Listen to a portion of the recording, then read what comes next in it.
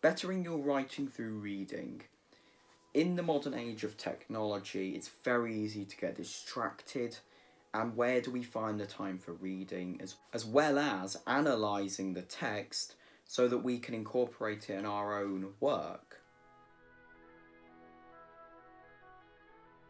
Reading has always been one of those comfort things that I always did, and then it was only until a couple of years ago that I started analytically reading.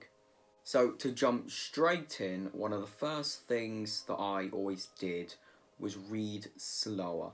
Now, averagely, if I'm reading fiction, I can read around 70 to 80 pages an hour. But with text I wanted to understand and gain information from, I needed to take a more time and actually look at what I was doing. Because a writer's voice is an amalgamation of everything you have read. Every little thing you have analysed, whether that be articles, essays, fiction, novels, whatever. It all funnels into one, and that's your voice. So reading a lot is a big thing on finding how to better you as a writer. Underlining was a big thing for me.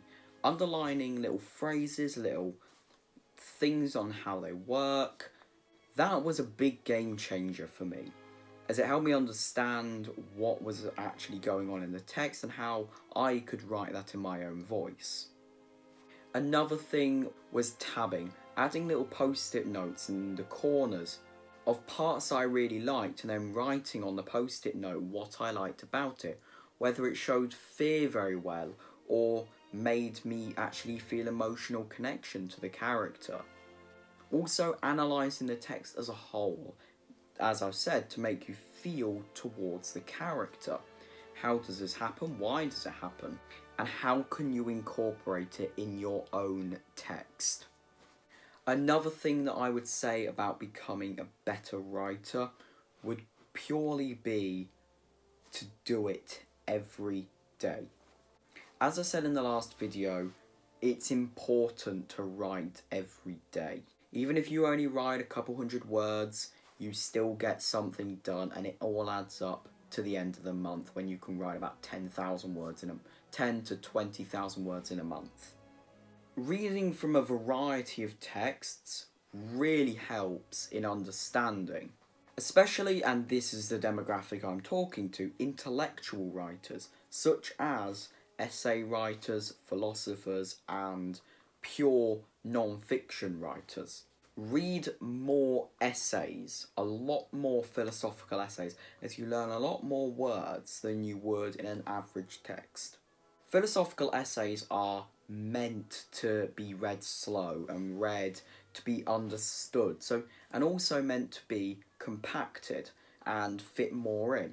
And so by using larger words and a string of large words which you've never heard of to mean many words, you're now learning your better vocabulary, which will, number one, make your own smarter in your own domain, but also pass the image across that you are a person who's respected, a person who can really know what they're talking about, as you're using this language which no one really knows.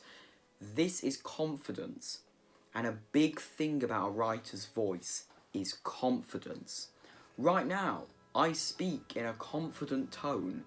I may not be. Around most people, I am not confident. But right now, I am confident because I can use a plethora, an amalgamation of words past the zenith of the argument that I wish to pass across to the intelligentsia. And so reading from a variety of sources will give you this information. Reading fiction, non-fiction, everything will, and especially essays, if you can. I'll link below a site which just has loads of free essays, PDFs, which you can print off.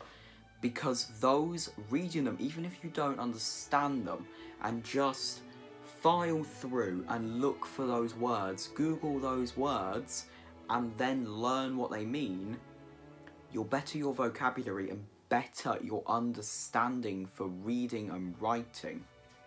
But with learning words and tactics, you need to be able to remember them, as that's a very big part. So a concept that I'm very fond and dear with, notebooks. And if you want to know more about notebooks, there's a little video link going to pop up here. Please watch that after this video.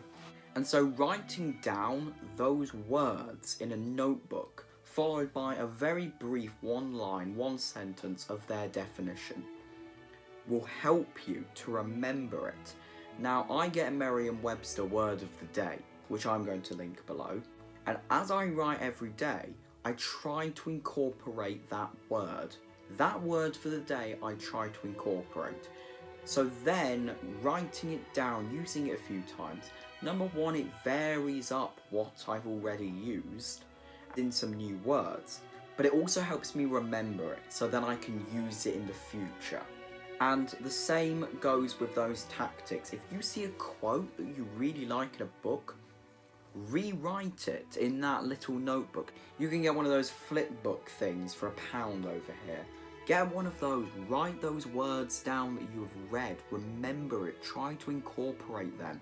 And also, if you see a quote you really like, write that down, because that will distinguish your voice, as well as you can say in that quote, they really, in one sentence, showed me fear. So then you can know how to write fear in the future.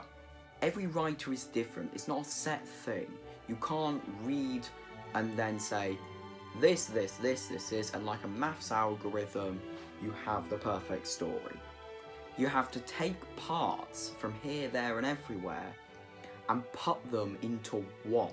Imagine it as one of those pictures where they use loads of little pictures to make one big picture. In each of the pictures, there's a different thing. One person at a beach, one person at the pyramids of Giza. The other one can be surfboarding, the other one can be writing, the other one can be drinking their life away. But it all creates that one unified symbol. And to us, that is our story. I hope this has answered some of the questions. And if you would like to watch some more, there will be a video here and a video here. And also, please do consider joining the brand new Buy Me a Coffee page down below, which I will be posting exclusive content and an exclusive brand new newsletter, which will be posted every month. And so, until next time, God is dead, absurdism is life without sin. Do what you want.